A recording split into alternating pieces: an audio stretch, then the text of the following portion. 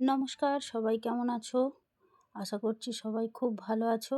আর আমিও এসে গেছি দুপুরের মেনু নিয়ে। তো আজকের দুপুরের মেনুতে কী আছে চলো দেখে নিই। ভাত, তার সাথে করেছি নিমপাতা বেগুন। এখন তো এটাই খেতে বেশি ভালো লাগে, তাই না? আর তারপরে দেখো এটা করে নিয়েছি রাজমার ডাল, মুরগির মাংস দিয়ে, মাংসর কিমা দিয়ে বানিয়েছি। রাজমার ডালটা হেভি লাগে খেতে এটা। আর তারপরে করে নিয়েছি চিংড়ি মাছের ঢ্যাঁড়স দিয়ে একটু ঝাল, আর আলু দিয়ে, সামান্য আলু দিয়েছিলাম। তো চিংড়ি মাছের ঢ্যাঁড়স দিয়ে ঝাল। আর তার সাথে করে নিয়েছি নিয়ে নিয়েছি একটু টক দই, শসা আর লেবু।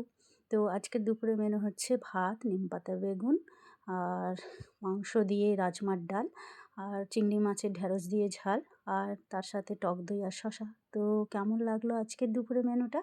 যদি ভালো লাগে অবশ্যই একটা কমেন্ট করে পাশে থাকবে তোমরা। আর সবাইকে শুভ দুপুরের অনেক অনেক শুভেচ্ছা ও ভালোবাসা জানাই। টাটা, সবাই খুব ভালো থেকো।